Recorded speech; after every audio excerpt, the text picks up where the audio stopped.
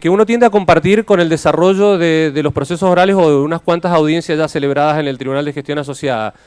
Nos parece que estos investigadores del Centro de Justicia de las Américas tienen bastante razón con algunas de estas reflexiones que habíamos puesto como número 1 y número 2.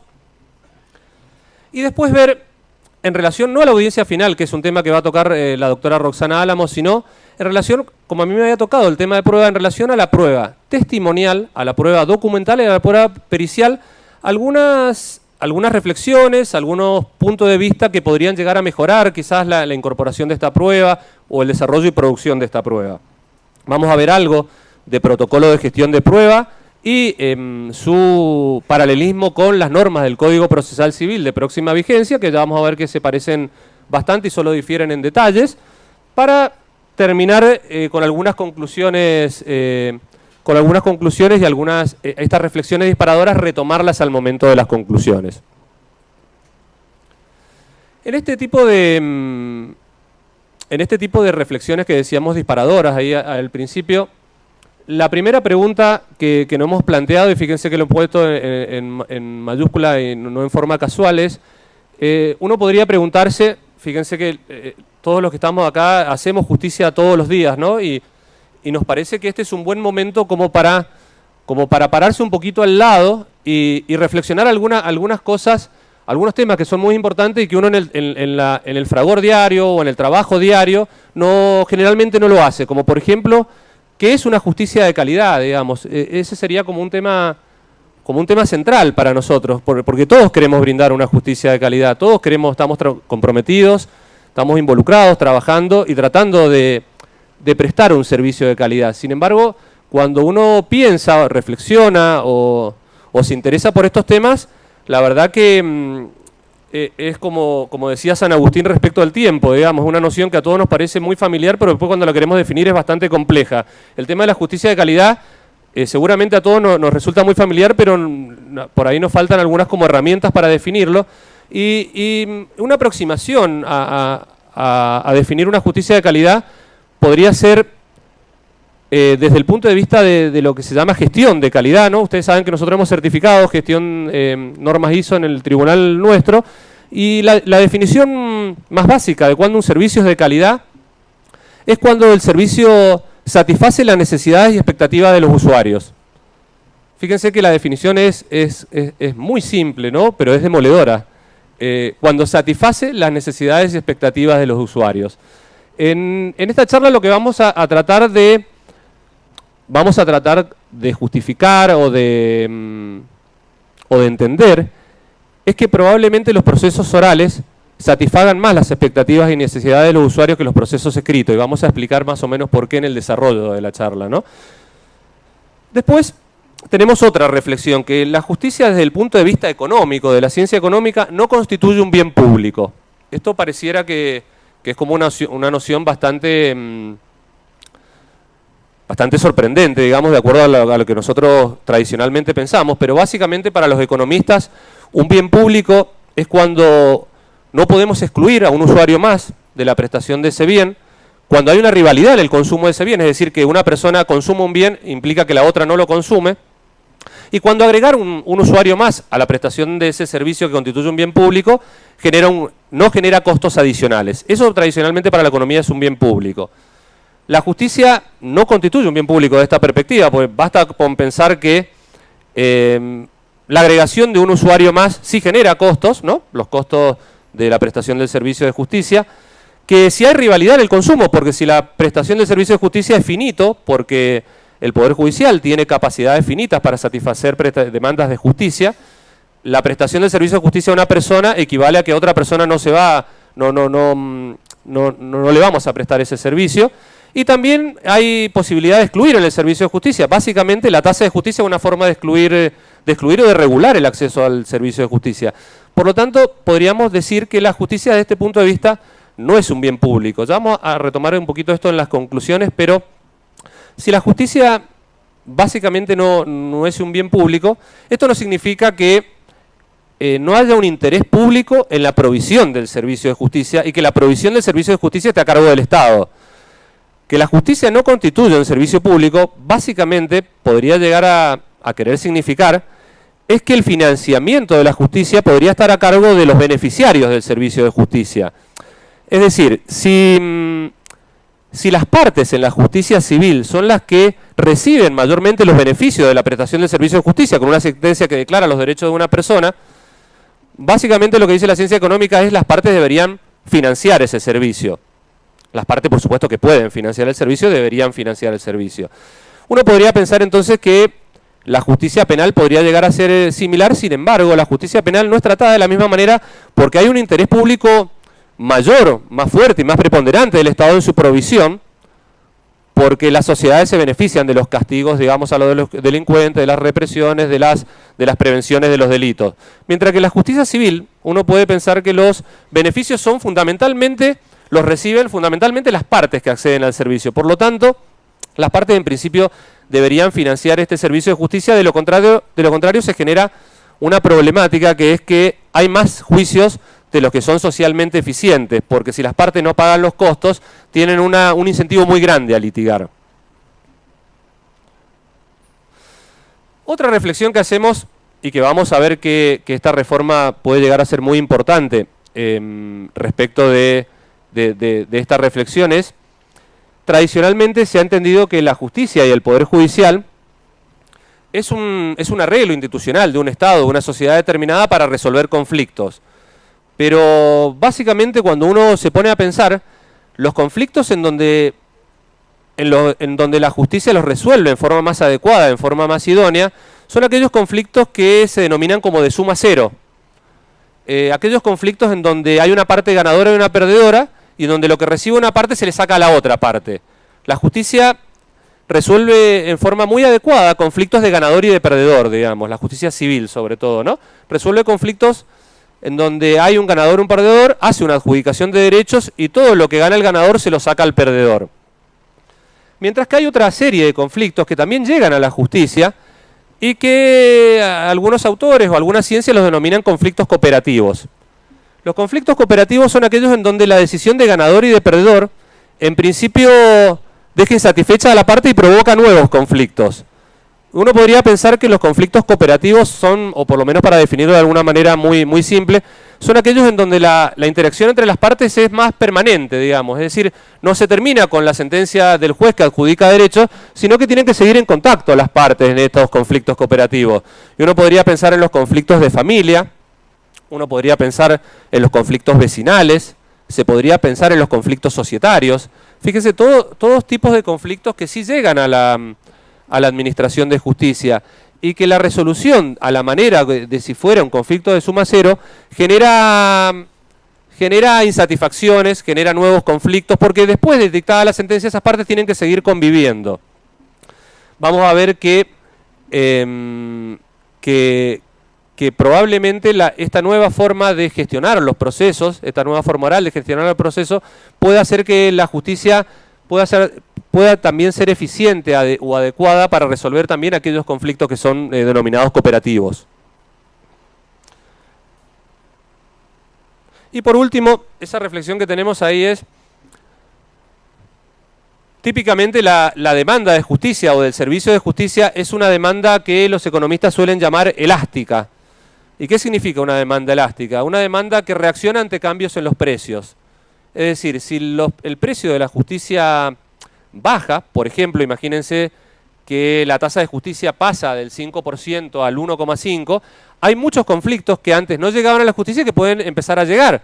¿Por qué? Porque la demanda de justicia reacciona a cambios en el precio, a diferencia de demandas inelásticas que tradicionalmente se dan como ejemplo. Las demandas inelásticas son aquellas que no reaccionan o no reaccionan de la misma medida que los cambios en el precio, como por ejemplo, una demanda inelástica podría ser una persona que necesite medicamentos oncológicos.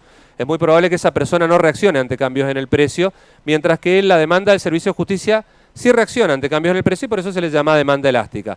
Ya vamos a ver que hay una disposición del Código Procesal Civil en las conclusiones que tiene que ver con esta situación de la elasticidad de la demanda del servicio de justicia. Yo les decía que íbamos a ver algunas experiencias de algunos países latinoamericanos que tienen sistemas orales ya robustos, y robustos por porque ya llevan varios años de experiencia con procesos civiles orales, como Uruguay, Perú y Chile. Y vamos a ver que en esos países estas investigaciones han dado cuenta de que hay algunas buenas prácticas y que hay algunas prácticas problemáticas en relación a los juicios orales. Fíjense, ahí hacemos una cita del doctor Pereira Campos, que es uno de los que más ha tratado el tema de oralidad en Latinoamérica, un autor uruguayo que estuvo en estos días en Mendoza. Y fíjense que para él la audiencia preliminar es el centro de la reforma procesal en Uruguay, ¿no? Nuestra audiencia inicial. ¿Y cuáles son los objetivos principales de una audiencia preliminar? Los objetivos principales de una audiencia preliminar son fijar el objeto del proceso, fijar los hechos controvertidos, la prueba y establecer la admisibilidad de los medios de prueba. En esa investigación que se hizo, se da cuenta de que hay una enorme heterogeneidad en las prácticas judiciales. Es decir, y creo que para esto puede llegar a servir las reflexiones de hoy. Los códigos generalmente regulan de manera macro las conductas de los operadores jurídicos. Y las regulaciones micro, las prácticas judiciales, son las que van definiendo las efectivas aplicaciones de los códigos. Y hay mejores prácticas y peores prácticas para aplicarlo, y esta es una charla en donde vamos a compartir algunas que parece que son mejores y otras que son más problemáticas. Fíjense lo que ha sido identificado como una buena práctica. Una buena práctica ha sido identificada como la que el juez estudia el caso de manera previa, demanda y contestación y sus documentos. Vamos a hablar un poquito ahí de nuestra decisión de la EB. Y llega a la audiencia con una propuesta concreta que somete a la decisión de los litigantes. Esta situación se ve con frecuencia en Montevideo. Existe un trabajo de preaudiencia y el magistrado llega con una propuesta o borrador. Antes de la audiencia preliminar o antes de la audiencia inicial, lo que los jueces en principio deben hacer, o parece que hacen en Uruguay o en Montevideo, es llegar a la audiencia preliminar, ¿no? Ya con la traba de la litis, superada, con los ofrecimientos de prueba realizados, es llegar a la audiencia preliminar con no solo con una preparación de los antecedentes del caso específico, sino que llegan con una verdadera propuesta de trabajo o propuesta de borrador o un borrador. ¿Qué ventajas puede llegar a tener esto que estos investigadores del CEJA han establecido como una buena práctica? O por lo menos que es lo que ellos han advertido, digamos, en el trabajo de relevamiento de audiencias, de presencia de audiencias en Montevideo. Que el juez llega con una propuesta de lo que sería nuestro auto de sustanciación, pero no es una propuesta que es rígida o inflexible, sino que es una propuesta que está abierta al diálogo con las partes. Es decir, se llega con una propuesta de auto de sustanciación y se va trabajando con las partes en lo que en una discusión como horizontal. Las partes también han preparado sus casos y le hacen observaciones al juez respecto de la forma en que el juez ha entendido el establecimiento de los hechos controvertidos, la disposición de los medios de prueba admisible y cuestiona eventualmente alguna determinación de hechos controvertidos o alguna admisión de prueba. Y la práctica que observaron es que los jueces son bastante flexibles en el sentido de que no sostienen su posición, sino que receptan las sugerencias de las partes.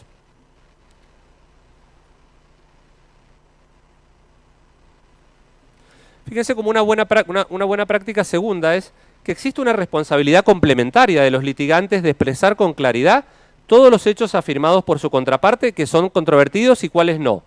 Esto sobre todo en el sistema laboral chileno.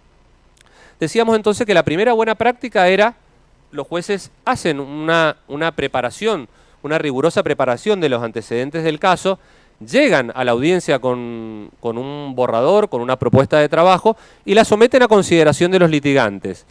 Este trabajo o esta audiencia se desarrolla en un escenario que es bastante colaborativo, que las partes y se sostiene con una responsabilidad complementaria de las partes, en donde las partes también han trabajado adecuadamente su caso, por lo tanto saben de qué se tratan los hechos controvertidos, saben cuáles son sus reclamos, saben cuáles han sido las pruebas que han ofrecido y eventualmente discuten en forma horizontal y colaborativa con la otra parte para que el juez tome decisiones en esa audiencia. Tome decisiones respecto de qué? De la fijación del objeto del proceso, de la determinación de los hechos controvertidos y de la admisibilidad de la prueba.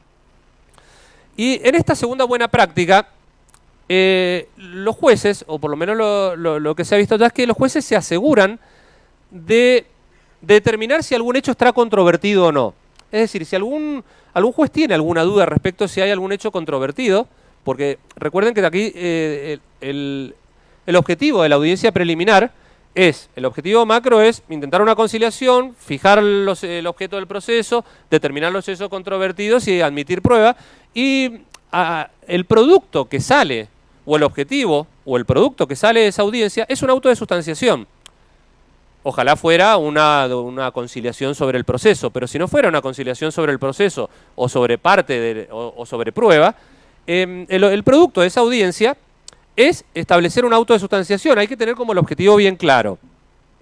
Entonces, si hubiera alguna duda respecto a si algún hecho ha sido o no controvertido, o está verdaderamente controvertido, los jueces que han preparado los casos deberían repreguntar a las partes, algo como el ejemplo de Montevideo es algo en relación a un despido laboral y las circunstancias que habían rodeado un despido, pero yo traje un ejemplo de una audiencia que hemos hecho hace poco en el tribunal, de una audiencia preliminar en donde no terminaba de quedar claro si era un hecho controvertido la forma de producción del accidente. Entonces, como no terminaba de quedar claro, en la audiencia le preguntamos a la parte algo como esto. Usted demandada hizo una negativa genérica que incluye la forma de producción del accidente, pero cuando hace su relato, parece aceptar que su representada estaba saliendo de su garage marcha atrás cuando se produjo el accidente. ¿Es eso controvertido por su parte? Y ahí le preguntamos a la demandada y citada en garantía, porque el rigor de la negativa esta genérica, digamos, y esta después de negativa específica, pero esta específica negando absolutamente todo lo que ha afirmado la contraparte, nos llevaba a tener esta duda. Y si esta era una verdadera duda, íbamos a tener que producir prueba en relación a la forma de producción del accidente, una prueba pericial mecánica, ¿no? Con los costos que tiene la prueba pericial y con los costos asociados a la prueba pericial y con las dificultades para realizar las pruebas periciales sobre las que ya en un ratito vamos a volver. Entonces, como en el escenario de la audiencia o en el desarrollo de la audiencia, que les decía que se desarrolla de esta manera, la más de las veces colaborativa, el abogado de la demandada parecía aceptar que el accidente había sido saliendo marcha atrás de un garage y había una moto que venía circulando reglamentariamente por la calle y había impactado a este vehículo. Esto tenía como dos razones importantes. Una primera, determinar el hecho controvertido y la necesidad de una prueba tendiente a acreditarlo. Y la otra prueba importante era que si la forma de producción del accidente estaba reconocida, la sentencia, o por lo menos la responsabilidad, tenía una gran predictibilidad, digamos, ¿no? Un auto saliendo para atrás, básicamente en ese juicio empezamos a discutir solo daños, prácticamente, ¿no?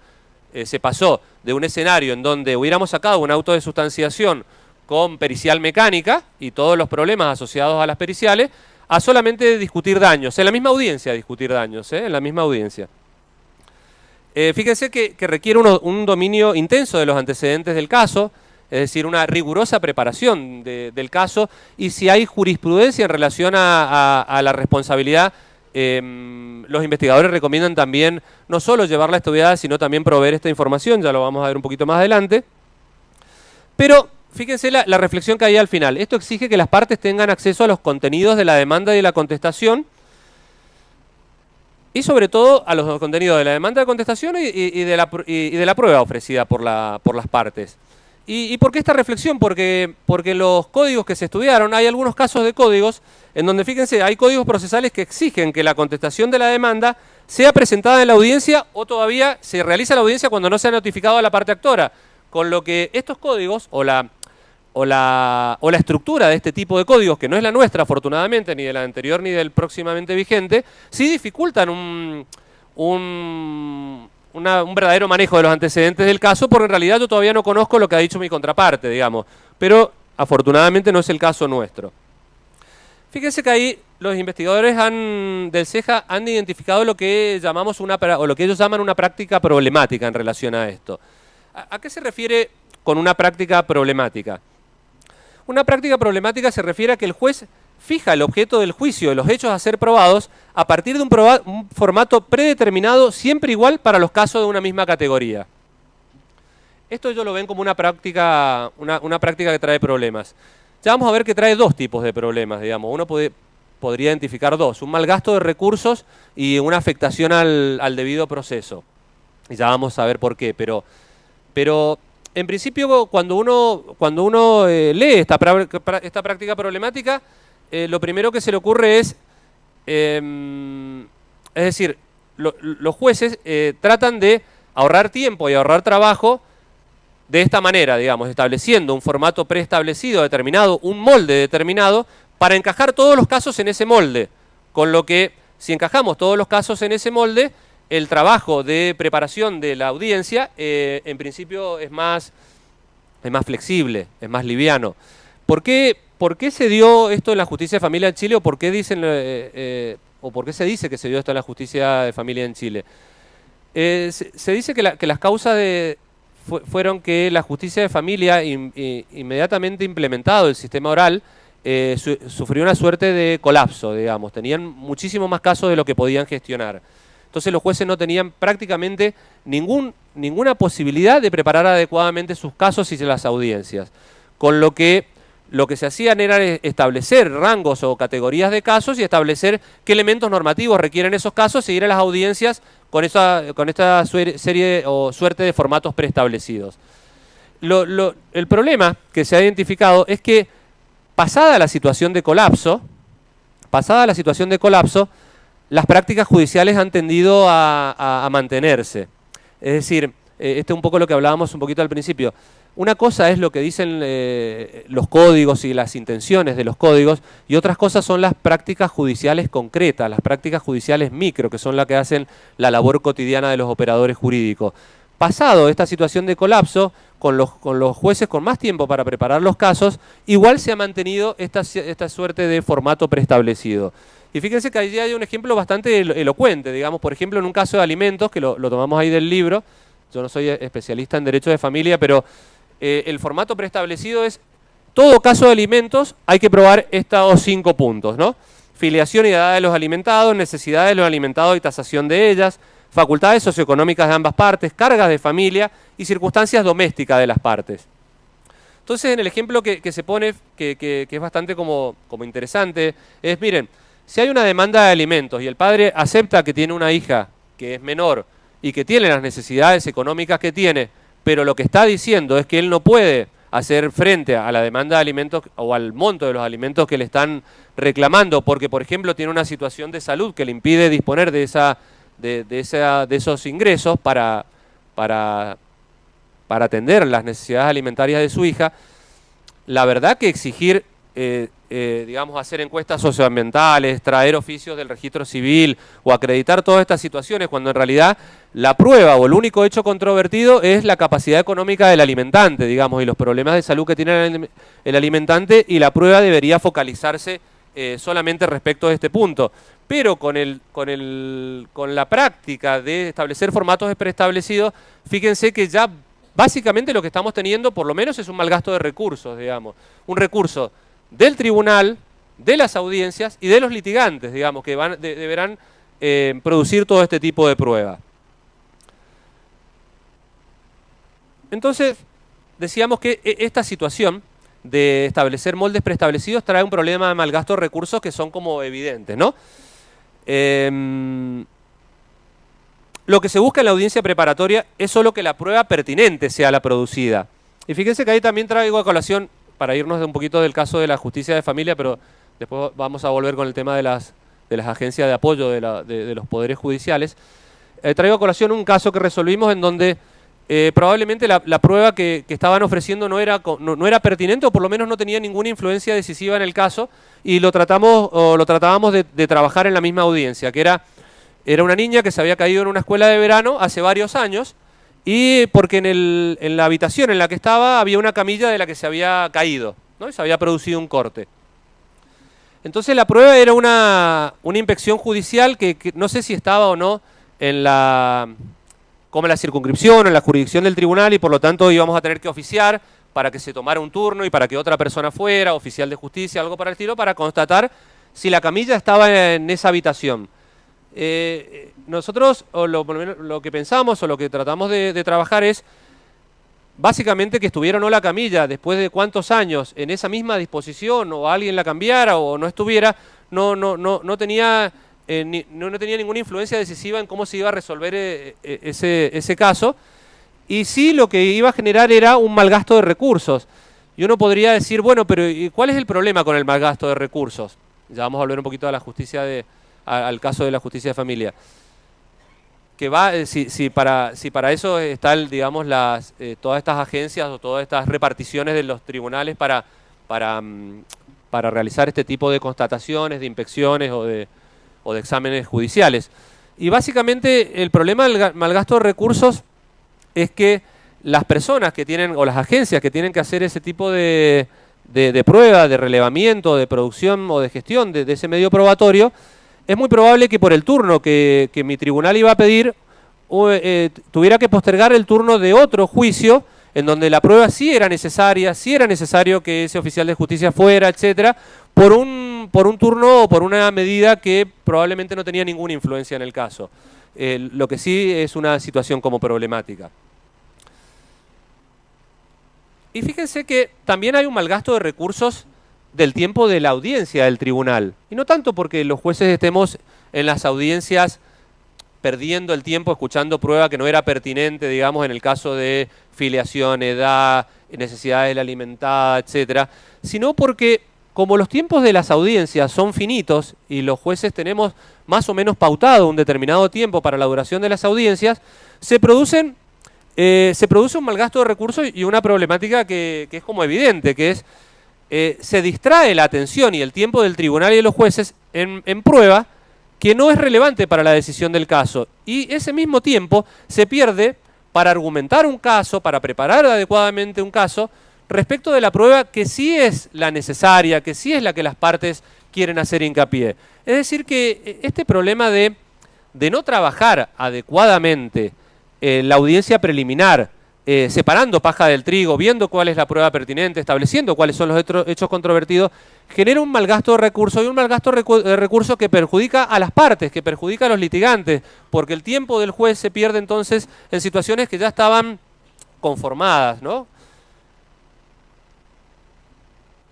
Y el mal gasto de recursos de las redes de apoyo, que decíamos que era como por ejemplo este caso, o los organismos encargados de hacer encuestas socioambientales, encuestas psicológicas, etcétera. Estamos quitándole tiempo y turnos y provocando congestión cuando la prueba quizás no era necesaria.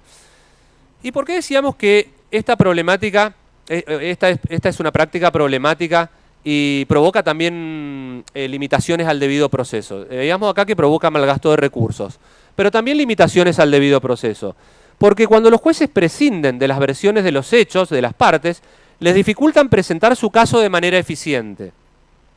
La información irrelevante resta tiempo de audiencia y de atención de los jueces, y el establecer el objeto del juicio y los hechos a probar en abstracto hace que las partes se adecuen al caso del juez. Es decir, las partes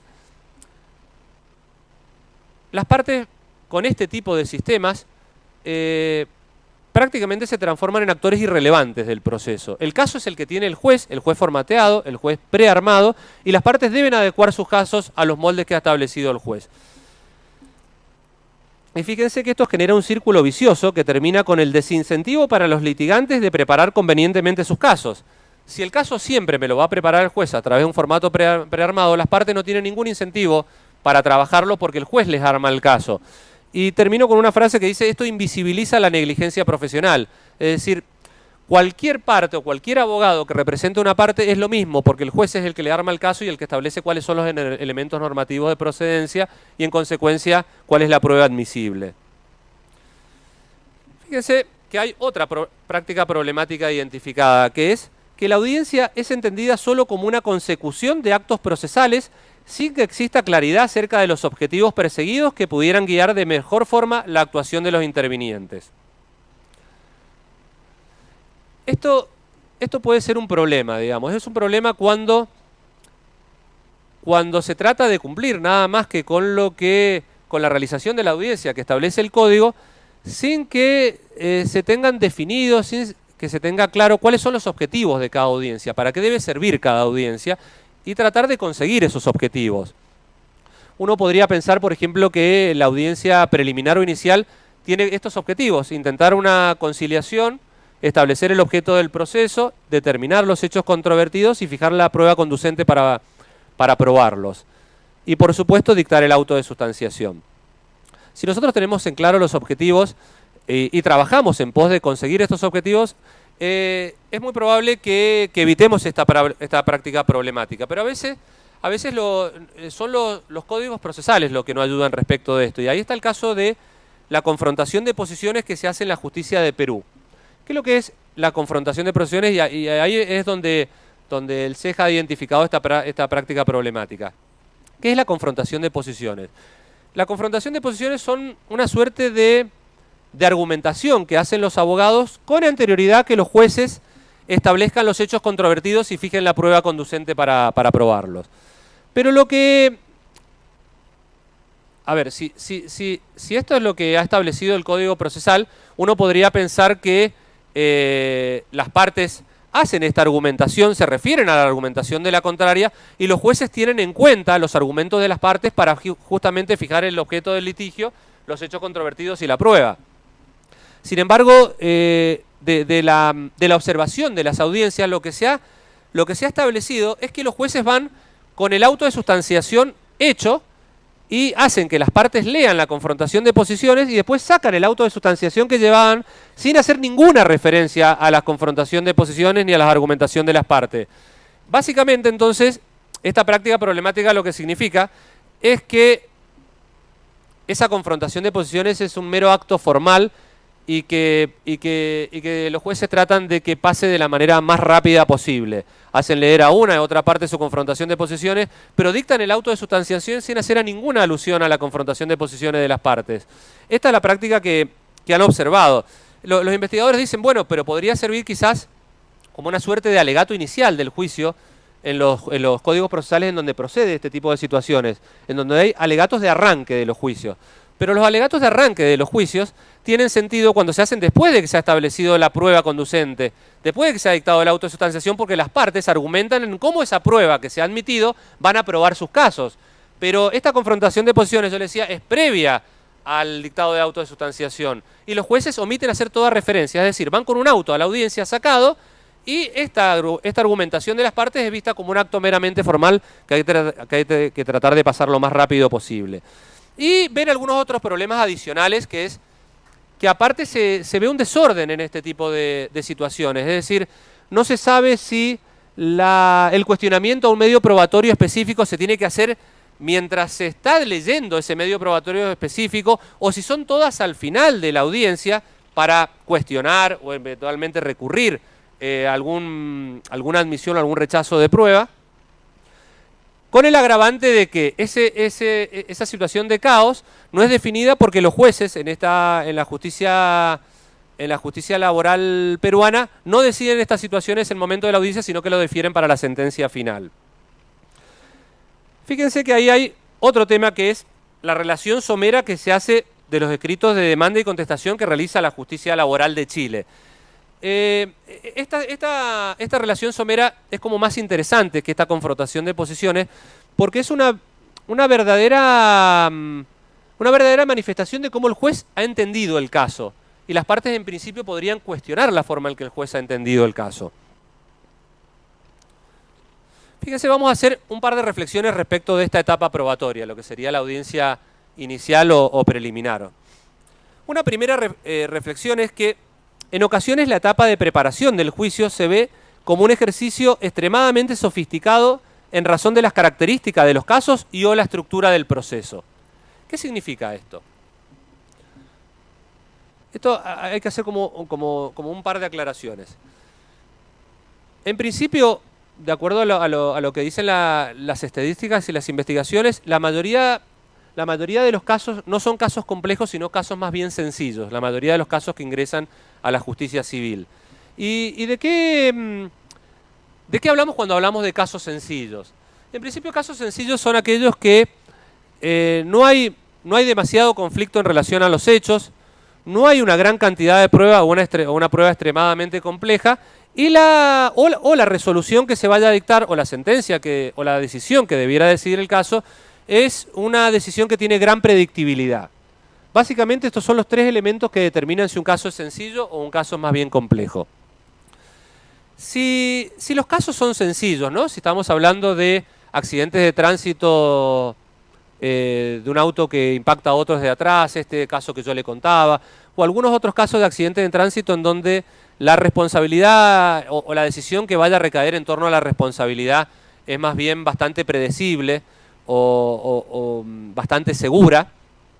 Si hablamos de este tipo de casos, lo que se ha identificado en los países de la región es que esta rigurosa preparación de un caso, como si fuera a ser complejo, resta tiempo, quita tiempo y se ve como muy sofisticado en relación al caso, digamos. Es como que queda grande. Un proceso oral, es la forma más sofisticada o más compleja de resolver casos, para casos que son relativamente sencillos. Fíjense que de esto se dio cuenta la Corte Suprema de Justicia de Chile, sobre todo en los casos de justicia de familia, porque todos los casos de justicia de familia en Chile se tramitaban y se desarrollaban en dos audiencias, ¿no? Como nuestro nuevo CPC, una audiencia preparatoria de la audiencia final. Sin embargo, se empezaron a dar cuenta de que habían muchísimos casos en donde la herramienta que estaban utilizando de dos audiencias era demasiado complejo para el caso que estaban resolviendo, como por ejemplo los casos de divorcio de presentación conjunta o casos de alimento en donde la sentencia que se vaya a dictar en un caso de alimentos, acreditadas las situaciones de menor, necesidad, etcétera, era bastante predecible, por lo menos se lo iba a condenar al mínimo.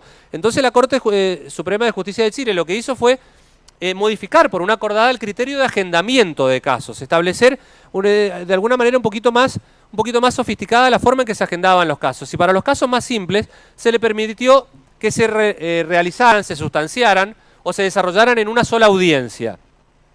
Es decir, no se necesitaba dos audiencias para resolver casos sencillos, y la Corte Suprema, por acordada, la Corte Suprema de Chile lo que hizo es permitir que los jueces tengan un criterio un poco más detallado, minucioso de agendamiento, y derivar casos a juicios con una sola audiencia. Básicamente, para poder derivar casos a juicio en una audiencia, lo que hay que hacer es ordenar la prueba con anterioridad a esa primera audiencia para que las partes concurran a esa única audiencia con toda la prueba producida. Y en esa misma audiencia, no solo producir e incorporar la prueba al juicio, sino dictar la resolución. Esto es lo que hizo la Corte Suprema de Justicia de Chile en esa acta acuerdo de 98 del 2009. Pero fíjense que esto nos lleva a la identificación de una segunda práctica problemática, y la verdad que tiene como muchísima relación con la primera. Porque si la mayoría de los casos son sencillos y la mayoría de los casos no requiere, o por lo menos en principio no requiere de una preparación tan rigurosa del caso, de las audiencias, de los antecedentes y de un instrumento tan sofisticado como el juicio oral, la segunda práctica problemática es la contracara, digamos, es el espejo de esto, que es: ante casos de mayor complejidad, la estructura procesal y las prácticas judiciales no resultan suficientes para la adecuada preparación del juicio. ¿Por qué puede estar pasando esto en los países de la región, digamos, que es lo que han identificado, han identificado en esta investigación del Centro de Justicia de las Américas? ¿Por qué razón se da esta contracara de la primera práctica, de la primera reflexión? Porque si estamos haciendo como esfuerzos para calzar casos sencillos en moldes complejos o en instrumentos complejos como los juicios orales o determinados juicios orales, lo que sucede es que cuando llegan los verdaderos casos complejos, los operadores, o al menos en los países de la región, están como acostumbrados a tratar casos sencillos. Los investigadores dicen, los operadores se han rutinizado, se han burocratizados, y quieren tratar los casos complejos como si fueran casos sencillos, porque los casos sencillos son la mayoría de los casos que ingresan al sistema. Entonces, estos operadores que ya están como rutinizados intentan aplicar la misma preparación de los casos complejos, la misma preparación para los casos complejos que para los casos simples. Esto provoca, y es natural que el sistema los aborde desde esta perspectiva superficial.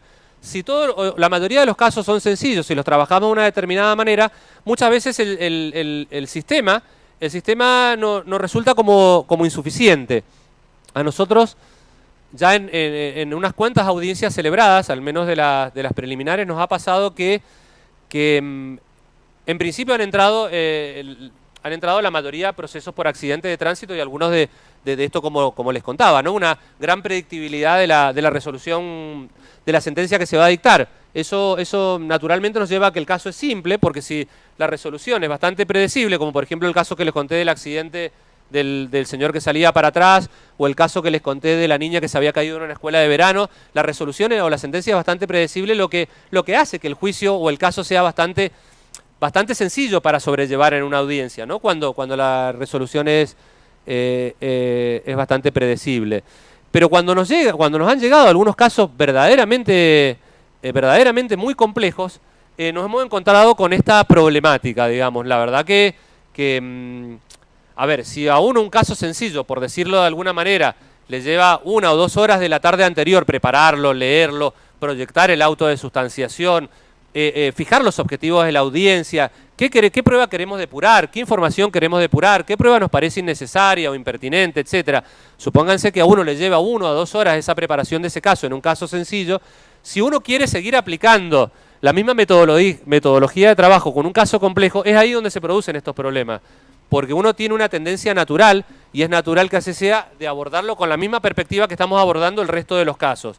Y esta situación ya se nos ha planteado en un par de situaciones en donde los casos eran muy complejos, de responsabilidades por derrumbe de un edificio, en donde la prueba era muy compleja, y la verdad que no podíamos trabajarlo de la misma manera de la que veníamos trabajando los otros casos.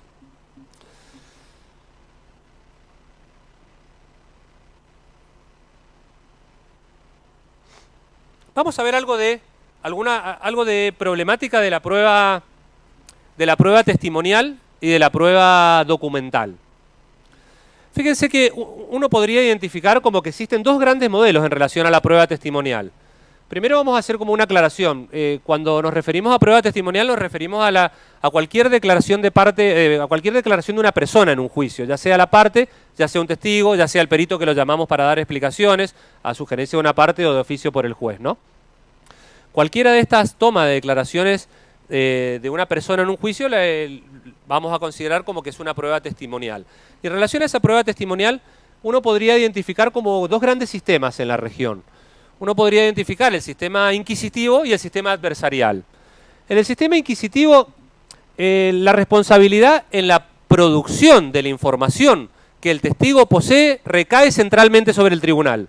Esa sería como una definición muy simple, pero muy elocuente de lo que es un sistema inquisitivo. La responsabilidad de la decisión de la producción de la información que tiene un testigo recae sobre el tribunal. En Uruguay se aplican sistemas inquisitivos. Yo decía que estas reflexiones podrían servirnos para la inminente entrada en vigencia del Código Procesal Civil, porque ya vamos a ver que el Código Procesal Civil no nos dice qué sistema debemos adoptar, si el sistema inquisitivo o el adversarial. Por lo tanto, esto va a ser una práctica judicial una práctica judicial de los operadores del derecho, si vamos a ir a un sistema inquisitivo o si vamos a ir a un sistema adversarial o si vamos a ir a sistemas heterogéneos. En los sistemas que son inquisitivos, lo que se ha establecido es que los jueces entrevistan, indagan o interrogan primero a los testigos y después cuando les toca a las partes hacerlo, normalmente declinan hacerlo o hacen alguna pregunta aclaratoria muy marginal. Mientras que los sistemas adversariales, en realidad esto es como la contracara, los jueces son más espectadores, son las partes las que presentan su caso, desarrollan sus propias teorías del caso, establecen su propia estrategia del caso y tratan de trabajar qué quieren mostrarle a los jueces respecto a esa teoría del caso que han construido. Y entonces la función del juez es distinta al del sistema inquisitivo. Ya no tiene la responsabilidad de extraer la información del testigo, sino que lo que tiene que hacer es, una vez que está producida esa información, analizarla, realizar algunas preguntas aclaratorias y resolver los cuestionamientos o los incidentes que se den en la audiencia, ¿no? Este sería como la función de un juez en un sistema más adversarial. Fíjense que ahí en el Uruguay es un sistema más inquisitivo, ahí hemos puesto que en Chile es un sistema de corte más adversarial, y en Perú hay prácticas como más heterogéneas, pero los investigadores han identificado que en el norte es más inquisitivo y en el sur de Perú las prácticas se acercan un poco más a lo adversarial. Y ahí yo he transcripto literalmente cuáles son las disposiciones del código que nos pueden dar alguna guía, nos pueden iluminar a ver si nosotros vamos a estar más en un sistema adversarial o inquisitivo. Fíjense el 188, segundo y tercer párrafo. El proponente podrá ampliar el interrogatorio y la contraria repreguntar sobre cualquiera de los hechos controvertidos, ¿no? En principio ahí parece como adversarial. El juzgador puede limitar el interrogatorio, las ampliaciones, repreguntas y preguntas, si las considerarse superfluas o excesivas, y resolverá acto continuo cualquier oposición que se dedujese. Fíjense que este es típicamente adversarial. Las partes interrogan, contrainterrogan, y el juez lo que hace es limitar, resuelve oposiciones. Sin embargo, el 189.4 dice, luego se les examinará, de acuerdo al interrogatorio y ampliaciones, repreguntas y preguntas de la contraria, sin perjuicio de las preguntas. Esto ya no está inclinando para un sistema más inquisitivo, porque no es solamente aclaraciones, sino sin perjuicio de las preguntas y pedidos de declaraciones que el jugador estime conveniente. Ahí ya como que el sistema inquisitivo se ha metido un poquito, digamos, ¿no? Y fíjense ya el de la audiencia final, lo que dice. Estas son las tres disposiciones donde yo he encontrado que se refiere a temas de interrogación de testigos. Realización de la audiencia, esto es audiencia final. A continuación se recibirán las pruebas, pudiendo el tribunal y las partes interrogar. Primero el tribunal y las partes interrogar. Primero por el pliego de preguntas y luego libremente a los peritos y testigos. En ese orden, sin otra limitación que el objeto mismo del proceso. Este artículo decididamente es inquisitivo. Decididamente es inquisitivo. Nos dice que primero el tribunal y libremente, sin otra limitación que el objeto del proceso. Entonces tenemos en el código alguna normativa que nos vincula más con un proceso más de corte adversarial, y otra que nos pareciera que inclina la balanza para un proceso o un sistema más inquisitivo. Por eso decía que esta es una buena manera o un buen momento para reflexionar qué tipo de sistema nosotros vamos a aplicar en nuestras audiencias, digamos, ¿no? Si vamos a ir a un corte más inquisitivo o a un sistema más adversarial. Bueno. Ahí cierro.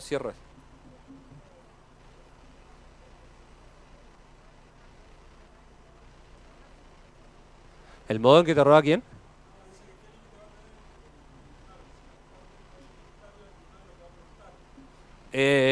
Básicamente los investigadores de Ceja se preguntaron en un sistema inquisitivo, en un sistema inquisitivo en donde los jueces pueden inclusive producir pruebas porque tienen un deber de averiguación de la verdad, etcétera, como nuestro sistema actual, que los jueces podrían hasta ofrecer pruebas.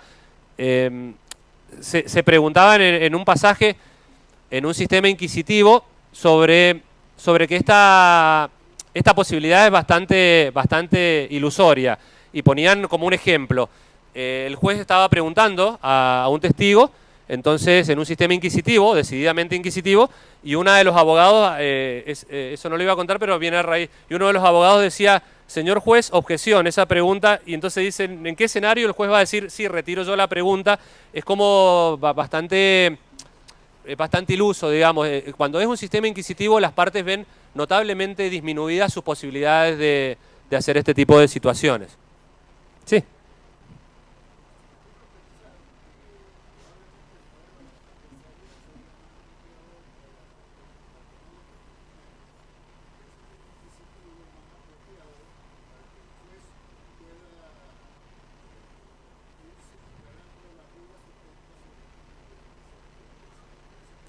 Para la pericial un poco más inquisitivo y para la testimonial un poco más adversarial.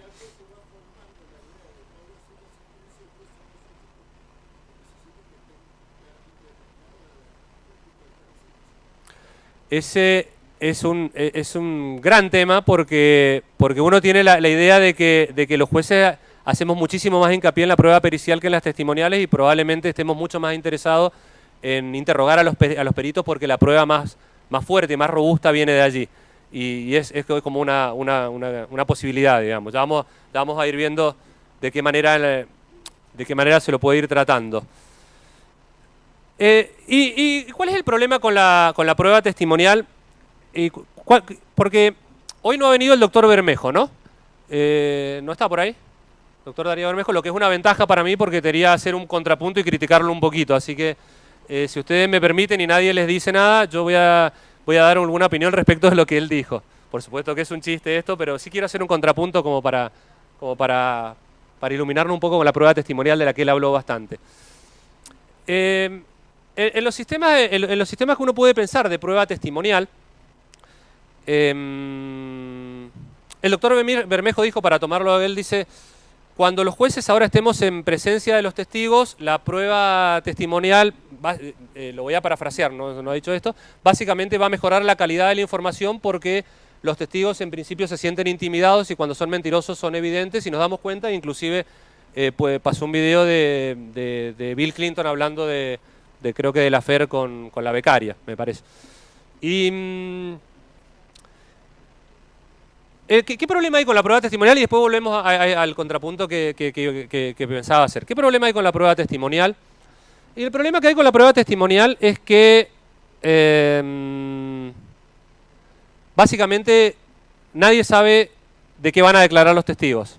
En un sistema como el nuestro, y en la mayoría de los países de la región, básicamente no sabemos de qué van a declarar los testigos, por lo tanto, cuando vamos a la audiencia de juicio, los jueces más o menos se guían por lo que dicen los escritos de demanda y contestación, que son bastante genéricos, y tratamos de hacer una suerte de averiguación sobre la marcha de si lo que el testigo sabe es productivo para este expediente. Y evitamos que se desvíe por meandros que uno considera que son como inconducentes de acuerdo a lo que dicen los escritos de demanda y contestación.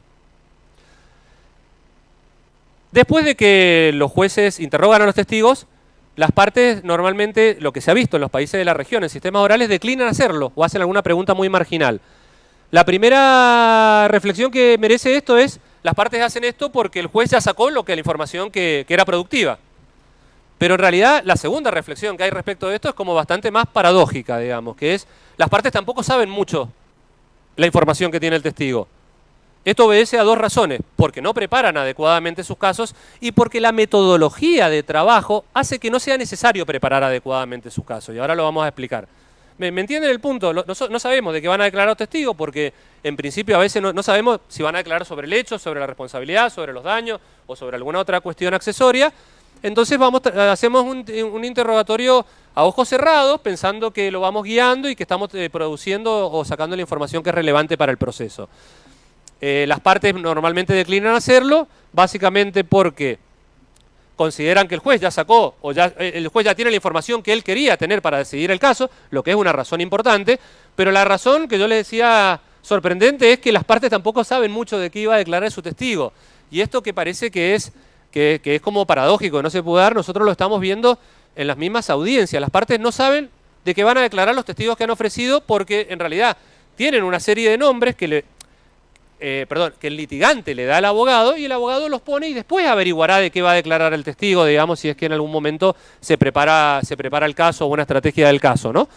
Entonces, lo que se propone, o lo que se propone desde el punto de vista de estos investigadores podría hacerse como una suerte de descubrimiento de la prueba. Si alguien ha visto películas o más o menos sabe algún conocimiento del derecho anglosajón, es suerte de discovery de la prueba, en donde yo sé exactamente de qué va a declarar el testigo de la contraparte, para evitar sorpresas, etcétera. Ellos hacen como una suerte, o proponen una suerte de descubrimiento de esto. Esto se hace en deposiciones en interrogatorios en el derecho anglosajón.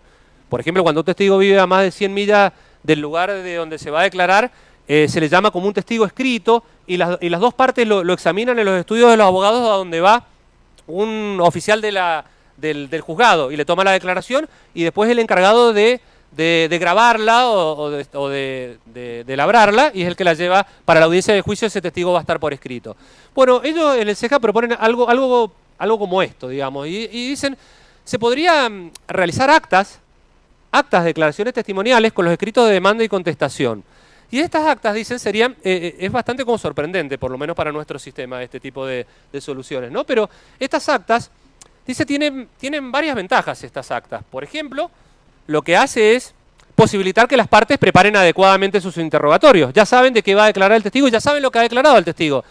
Piensen, por ejemplo, de cuando hay declaraciones testimoniales en una EB penal. Ya tenemos una declaración de esta persona y hace que nosotros vayamos mejor preparados a los interrogatorios. Ya sabemos de qué declaró, qué pregunta le vamos a hacer, qué información del testigo, cuál información es relevante. Las partes deberían acompañar actas de declaraciones testimoniales previas de los testigos. Entonces, no solo el juez podría preparar adecuadamente su interrogatorio en un sistema inquisitivo, sino en un sistema adversarial, la otra parte sabe de qué declaró el testigo y puede preparar adecuadamente sus interrogatorios. Y no solo prepararlo, sino también ofrecer prueba que tenga, si piensa que esa declaración es falsa o inventada, ofrecer prueba en la oportunidad correspondiente para desvirtuar lo que está establecido allí en el acta. Para los jueces en un sistema inquisitivo también lo mismo. También podría servir para refrescar la memoria del testigo, para marcar inconsistencias. Mire, usted declaró antes esto ahora. Es decir, el sistema de las actas lo que hace es desactivar este escenario. ¿Cuál es el escenario actual que tenemos? El escenario actual de declaraciones a ciegas es un escenario en donde le es muy sencillo a los testigos ser mentirosos, o por lo menos imprecisos, vagos o ambiguos. Es muy sencillo. Si yo no sé de qué va a declarar, qué información tiene, de qué manera o por qué razón yo voy a preparar un interrogatorio tan sofisticado que lo pueda descubrir, digamos, salvo que sea una persona muy iluminada o que haya tenido mucha suerte, digamos, y justo lo haya enganchado con el tema en donde él puede trastabillar o no está muy bien preparado. Entonces, si el sistema actual es un escenario en donde los testigos les es muy fácil ser vagos, imprecisos o ambiguos, en un sistema con actas de testimoniales, con los escritos de demanda y contestación, esta posibilidad ya se reduce notablemente. Pero fíjense que yo como he relevado una serie de sistemas, y ya vamos a volver a lo que decía el doctor Bermejo, pero yo he relevado como una serie de sistemas allí en donde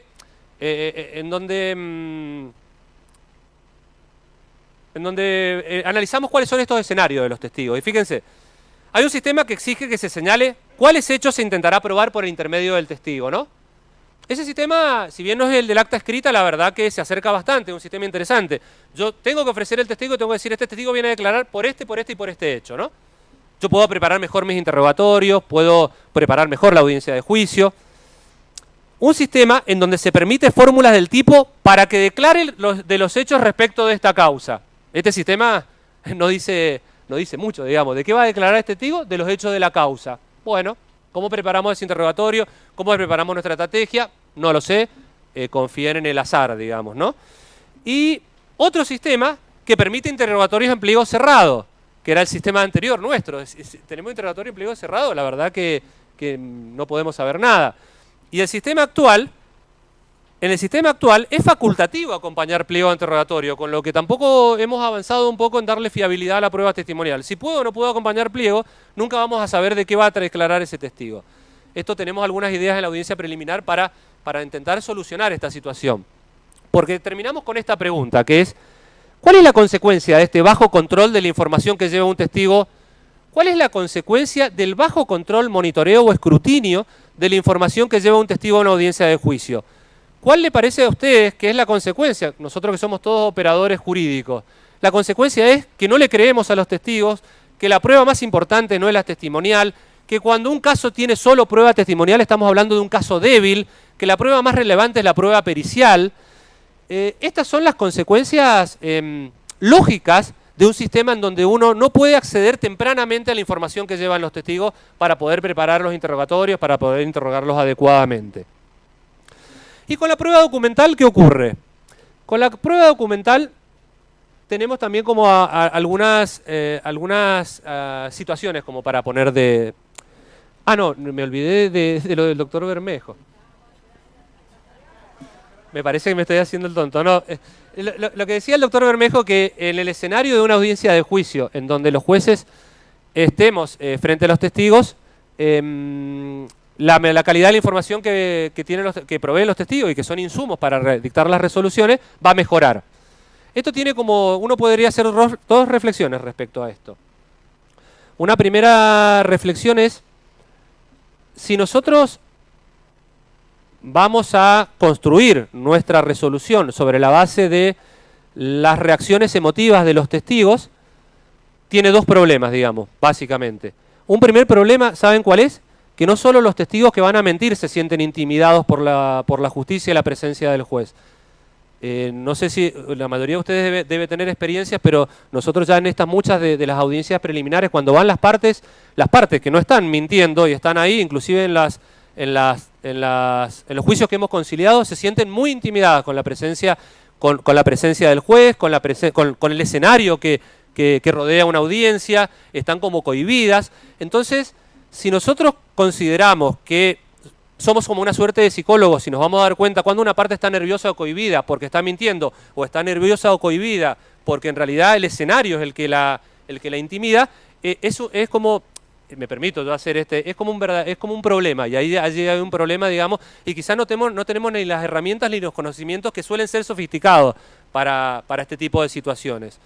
Y el otro tema que yo decía que puede llegar a ser problemático, a ver, considerando que la presencia del juez mejora absolutamente la calidad de la información. Por supuesto que no es problemático y es saludable que nosotros estemos en los interrogatorios. Lo que yo digo que la consecuencia que se deriva no necesariamente es que mejoramos la calidad de información, es que si los jueces en principio van a decidir por las reacciones emocionales de las partes, porque se van a convencer que esa parte estaba mintiendo y por lo tanto van a construir su resolución en relación a una reacción emocional, esto tiene un problema de afectación de derecho de defensa, me parece a mí innegable, digamos, porque de qué manera la parte controla nuestra resolución. Si nosotros no decidimos por la declaración del testigo y sí por reacciones emocionales que no podemos escribir en una sentencia, hay una afectación, me parece a mí, como al derecho de defensa. Yo no puedo controlar por qué el juez decidió, porque el juez no me está diciendo que porque el testigo se puso nervioso considera que ha mentido. Sí.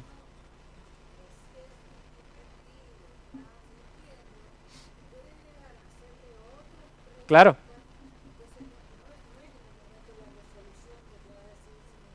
¿Sí?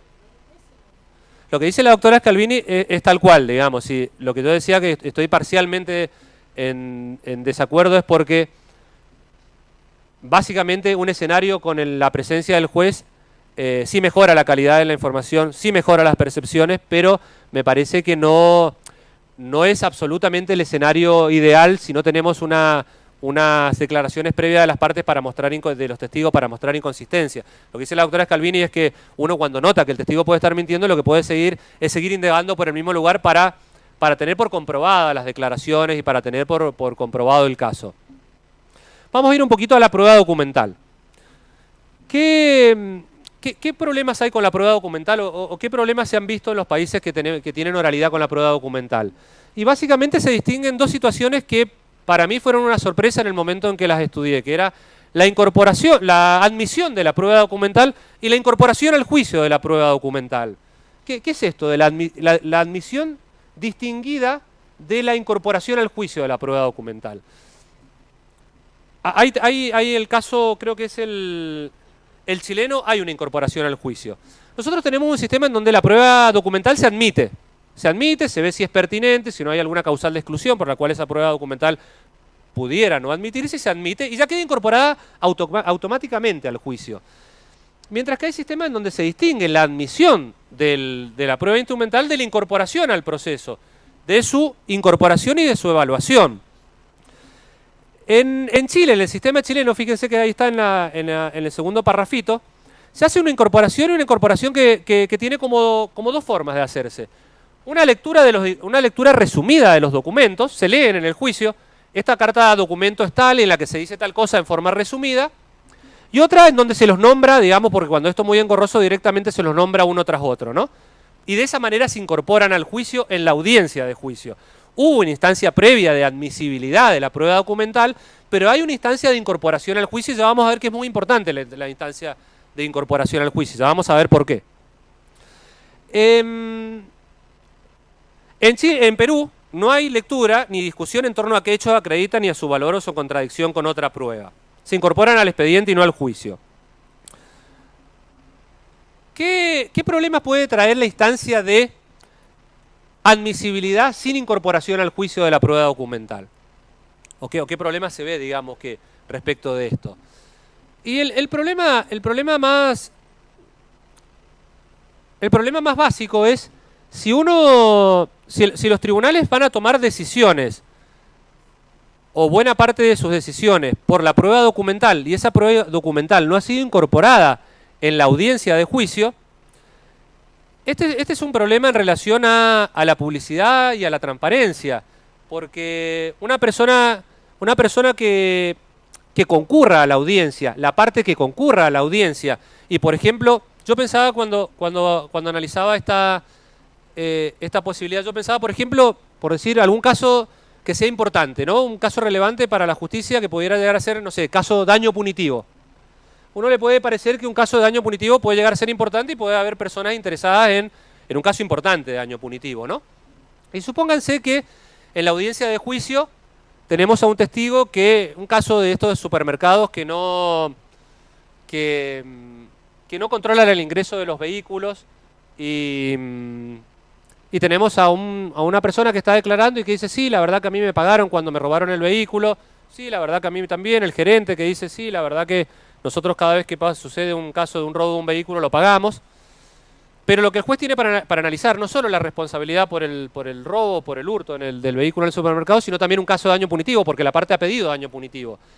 Y para pedir daño punitivo, la parte había argumentado, por ejemplo, que en los balances se podía ver que era una estrategia empresarial esta, la de no establecer un control de ingreso de los vehículos, porque los daños esperados que tenía para pagar eran menores que el establecimiento del sistema de ingreso. Es decir, que había una estrategia empresarial en donde hacía una evaluación de costos y por lo tanto le convenía pagar los casos que eventualmente se dieran, llegaran a la justicia y que finalmente se dictara sentencia. Era más barato para este supermercado pagarlos que instalar todo este sistema complejo de control de ingresos con la posible problemática que puede tener los consumidores, de donde yo antes podía entrar libremente y ahora me es más engorroso y el supermercado de al lado no, por lo tanto me voy al de al lado. Tiene como varias aristas esto, ¿no?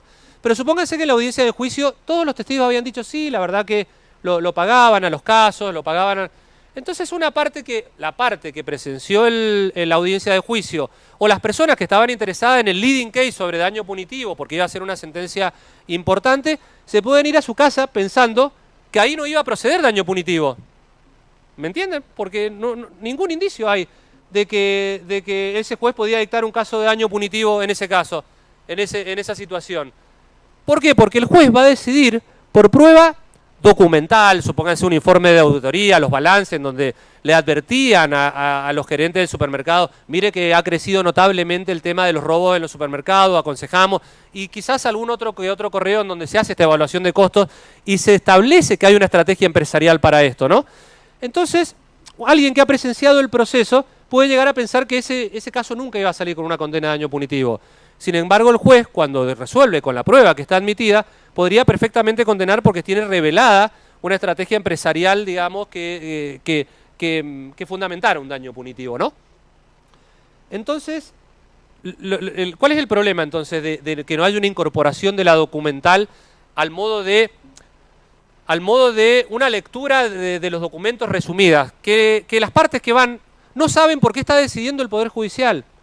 Los jueces lo resuelven esto en la soledad de sus despachos. Se confía en que los jueces van a tener este tipo de estudio, de examen, de la prueba documental, pero las partes y el público, ahora que las audiencias son públicas, no van a saber por qué razón, o pueden llegar a tener sospecha de por qué razón la justicia resuelve si la audiencia de juicio fue para otro lado, porque hay prueba documental que no ha sido incorporada en el juicio.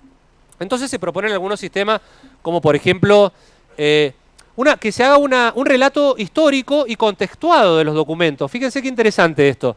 Y yo creo que es un tema que podríamos probar nosotros en algún momento. Podríamos probar algo como esto. Al principio de la audiencia del juicio o en la etapa de alegatos, hacer que las partes hagan un relato histórico de los documentos y cómo esos documentos, debidamente contextuados, prueban su caso. Para que todos sepan que hay prueba documental, de qué manera prueba la documental los casos de las partes, y por lo tanto no solo la prueba testimonial y la pericial sea la que se agregue con control y escrutinio de la sociedad, sino que también sea la prueba documental la que se agregue a través de una incorporación al proceso. ¿Me siguen más o menos cuál sería la problemática?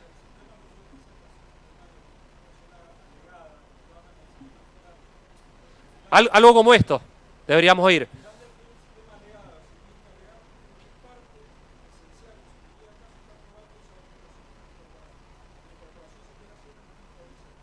A mí me parece fantástico esto que dice Abelardo. Es una manera de dar transparencia y publicidad a las decisiones de los jueces, a las decisiones del Poder Judicial.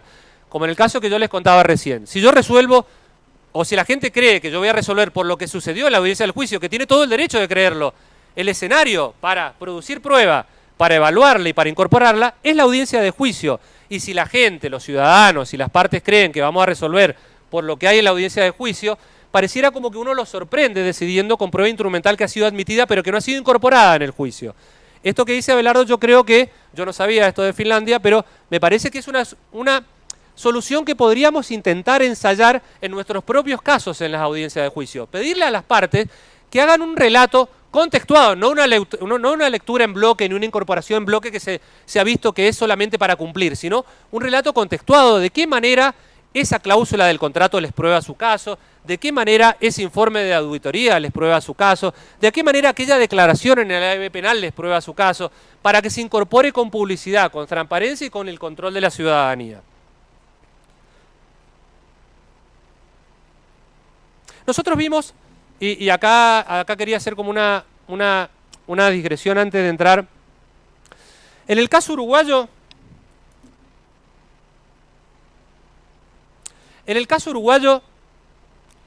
se ha visto que la finalidad de la audiencia del juicio se desvirtúa y más que producir información en un escenario de mediación, se busca generar actas escritas que se incorporan a un expediente sobre la base del cual el caso será resuelto en el futuro.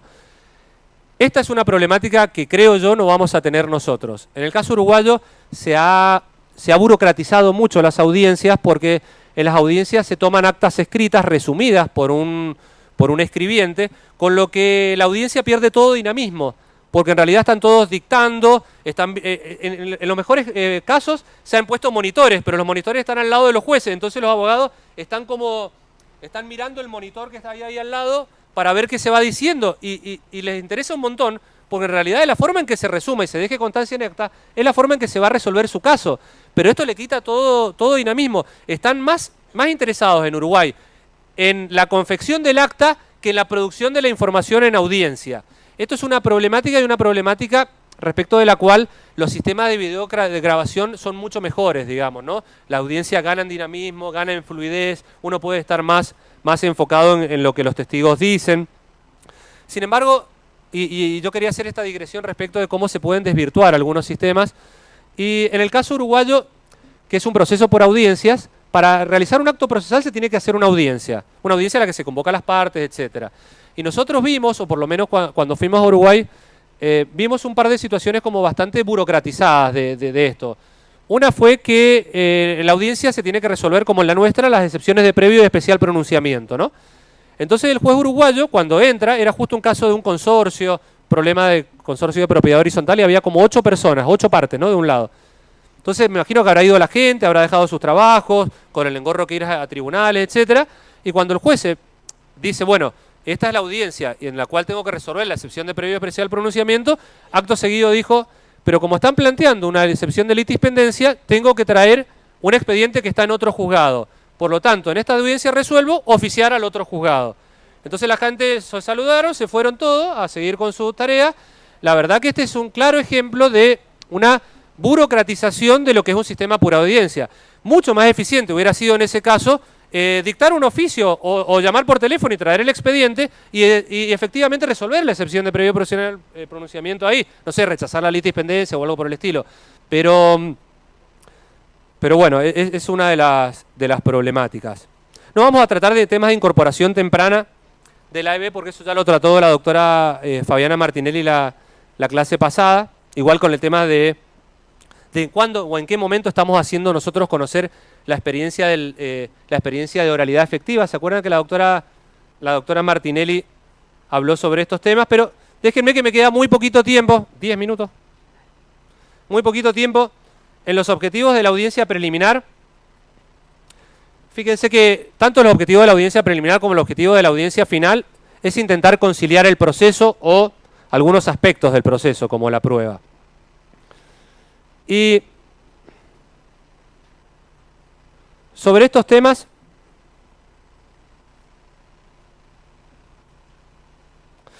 temas, hay como dos posibilidades de encararlos. Ya Roxana va a hablar mucho mejor de estos temas, pero hay como dos posibilidades para encarar los temas de conciliación y por qué es tan importante los temas de conciliación. Si uno tiene una cartera o un ingreso de causas, no sé, de 300 causas de conocimiento que tienen que hacerse 2 audiencias, en un año uno va a tener que hacer 600 audiencias, ¿no? 600 audiencias, no sé si son 200, supongamos que sean 200 días hábiles, van a ser 3 audiencias por día, entre audiencias iniciales y finales. 3 audiencias por día es bastante, y aparte hay que sacar todas las resoluciones escritas y todas las sentencias del sistema, que no se sacan en principio en forma oral. Por lo tanto, la conciliación adquiere como un protagonismo, digamos, un gran protagonismo, porque son sentencias que no vamos a sacar y audiencias finales que no vamos a realizar. Entonces uno podría pensar que si la conciliación es tan importante, tenemos que tener como algunos tips o algunas herramientas como para conciliar. Una primera, ustedes saben que la doctora Martinelli les dijo que la doctora Simón es prácticamente la reina de nuestras conciliaciones porque es la persona que más ha conciliado, la jueza que más ha conciliado en la gestión asociada. Una alternativa podría ser tomarse licencia el día que a uno le toca hacer las audiencias y que las tome ella. Entonces, básicamente me concilia los expedientes y mi tasa de conciliación. Este jueves tengo que ir a San Rafael. Entonces, mi tasa de conciliación aumenta. Pero un sistema que no es ese, porque no creo que quiera estarme subrogando todos los jueves, es los jueves el día que yo tengo agendado audiencias preliminares, es... A ver, no nos vamos a meter con temas de análisis económico, porque todo esto sería un poquito como engorroso de explicarlo, pero sí con... ¿De qué manera se pueden posibilitar conciliaciones? Divulgando información, digamos, ¿no? Proveyendo información, suministrando información de antecedentes del tribunal, antecedentes de la jurisprudencia, para que las partes... Porque las partes en principio, o por lo menos la experiencia que tenemos nosotros, son muy optimistas en relación a los resultados de sus juicios. Y el optimismo conspira contra las conciliaciones, ¿no? Porque si uno cree que va a ganar con el 100% de probabilidad y el otro también, ¿por qué voy a conciliar? Entonces, como el optimismo conspira contra las conciliaciones, una manera de desactivar ese optimismo irreal es suministrando información. Esta es una de las formas. Y la forma en que se presenta la información también es muy importante. La forma en que se divulga la información es muy importante. Está probado que la gente toma decisiones de acuerdo a la manera en que la información le es suministrada. Fíjense, por ejemplo, si un médico les dice a ustedes, para someterse a esta cirugía, 10 de cada 10 personas se mueren, es muy probable que si le dicen eso uno diría, no sé si me las voy a hacer, déjeme lo que lo piense, voy a consultar 524 especialistas más, etcétera. Pero si el médico mismo le dice frente a una enfermedad relativamente seria, hay un 90% de probabilidad de que usted salga perfectamente de la cirugía y que esto, porque así lo dicen las estadísticas, fíjense que la información es la misma, sin embargo la forma en que se enmarca, en que se provee la información es distinta y eso hace que el escenario cambie, digamos, ¿no? Y esta es una manera, digamos, ¿no? Un tip. Ahí hemos visto nosotros que hay algunos problemas de agencia, que se les llama. ¿Cuáles son los problemas o de qué depende el éxito de las conciliaciones? Es fundamental que vayan las partes. ¿Por qué? Porque muchas veces este escenario optimista no es de las partes, sino de los abogados, cómo le presentaron el caso. Y si están las partes con sus letrados y uno puede dialogar con las partes y suministrar la información a las partes pueden tener un panorama más real de la suerte de su juicio, de la probabilidad de ganarlo, etcétera. Con lo que estos son horarios, los problemas de agencia que se generan entre el abogado, que es el agente, y la parte, que es el principal, tienden a desactivarse.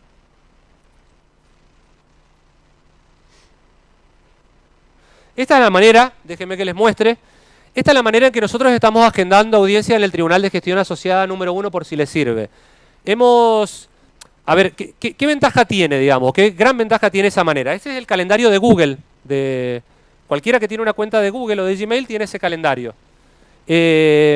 Nosotros hemos hecho un calendario en donde hemos establecido con diferentes niveles de acceso las personas que pueden ver las audiencias, cargar audiencias, desactivar audiencias y quién es el administrador del sistema.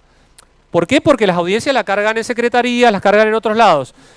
Entonces tenemos, fíjense, yo soy el naranja y tengo una audiencia de conciliación el lunes que viene, perdón, y una audiencia final el jueves 9 de noviembre.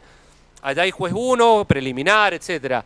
Es una manera bastante ordenada, nos hemos dividido las salas por días, pero aparte cuando uno tiene necesidad de alguna otra sala, lo único que hace es mirar en este calendario de Google si la sala está ocupada o si hay audiencias ocupadas.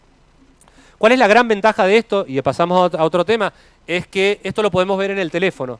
El día uno se pone un llamadito, el día anterior te avisa que tenés audiencia y vos podés ver tu audiencia y la audiencia del resto de los jueces, frente a tener que verlo nada más que la computadora del tribunal. Sí.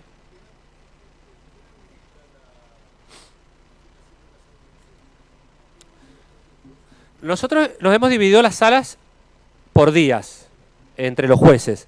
Y después las personas que son las encargadas de fijar la fecha, los secretarios que son los encargados de fijar la fecha de audiencia, preliminar o final, las agendan ellos de acuerdo a las disponibilidades de las salas y de los días. Con las reglas del protocolo que nosotros habíamos dicho que en 10 días hábiles estábamos fijando la audiencia preliminar. Y 120 días la audiencia final, desde la audiencia preliminar. Lo hace el administrador. Nosotros lo hacemos la parte jurisdiccional.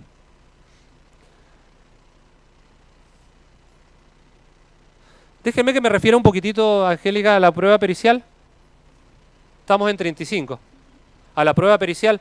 Habíamos notado que la prueba pericial era una prueba problemática, y eso lo sabemos todos, ¿no? Una prueba problemática por la falta de peritos, por la falta de peritos inscriptos en las listas, etcétera. ¿A qué se debía esto? Más o menos todos lo sabemos.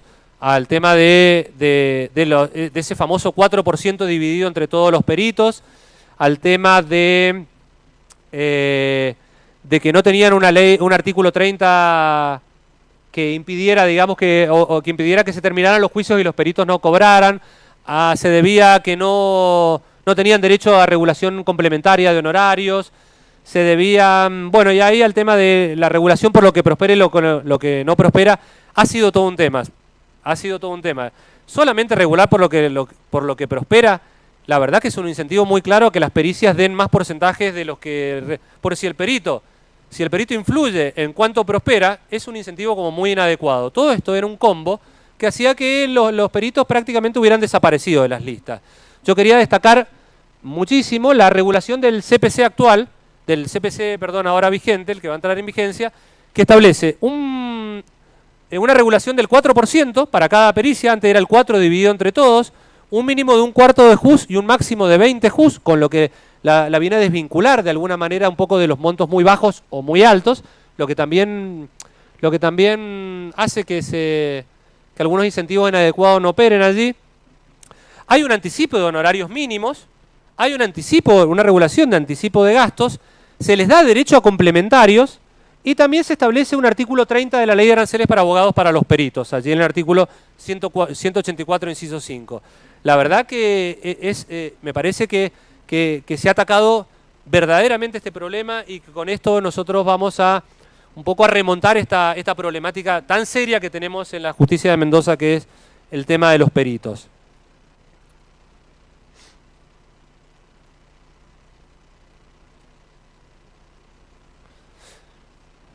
Fíjense que para ir a un sistema, a un paradigma, o para cambiar un paradigma, ¿no? Un sistema de rigurosamente escrito a un sistema oral requiere de habilidades, de destrezas, de conocimientos que probablemente no tengamos, que podamos adquirir, que podamos desarrollar, pero se requiere sobre todo, la verdad que se requiere sobre todo de gente como muy motivada, no solo que tenga las destrezas, las habilidades, los conocimientos necesarios, sino de gente muy motivada, que esté comprometida con el trabajo, que esté involucrada, que tenga ganas como de cambiar, digamos, que tenga ganas de cambiar este paradigma tan tediosamente escrito a un sistema oral que requiere gestionar mucho más los expedientes, estar mucho más arriba de las pruebas, de la gestión de las pruebas.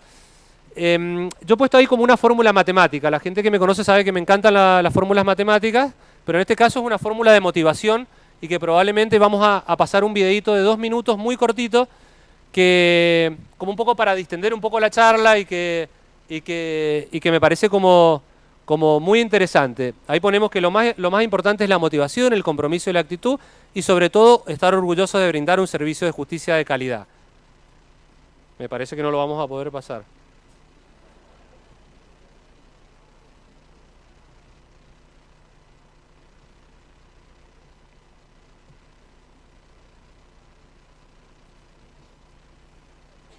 ¿Cuánto vales tú como persona? C más H por A. ¿Qué es la C? Conocimientos. ¿Qué es la H? Habilidad. Para todo en la vida hace falta conocimientos. Para poner una cerveza hace falta conocimientos. Para trabajar como financiero hace falta un conocimiento. Y para ser presidente del Parlamento hace falta un conocimiento. Luego viene la H. Y para todo en la vida la habilidad, la experiencia cuenta, y mucho. Y luego viene la actitud. ¿Qué es lo importante de la fórmula? Lo importante de la fórmula es que la C suma. La H suma. Pero la A multiplica. Es decir, la diferencia entre el crack y el chusquero no está ni en la C ni en la H. Está en la A. Tú no eres una persona grandísima. ¿Qué lo eres? Porque tengas muchos conocimientos. Tú no eres una persona grandísima porque tengas mucha experiencia. Tú eres una persona grandísima por tu manera de ser. A ti nadie te aprecia por lo que sabes o los títulos que tienes.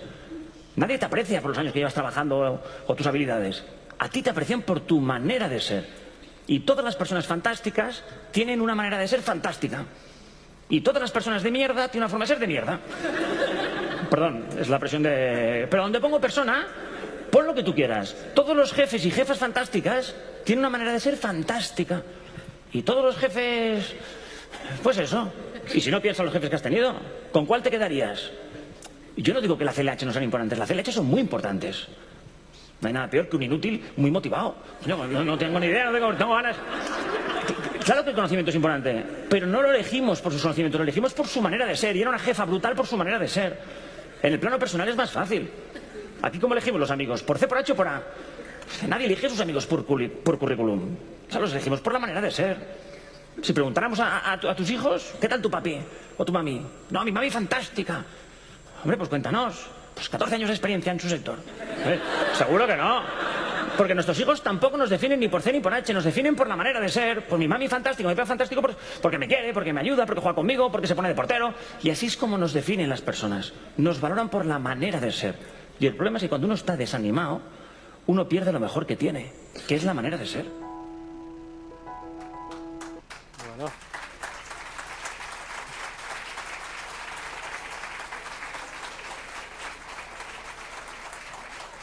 Bueno, gracias. Déjenme terminar con las conclusiones y ya con esto terminamos.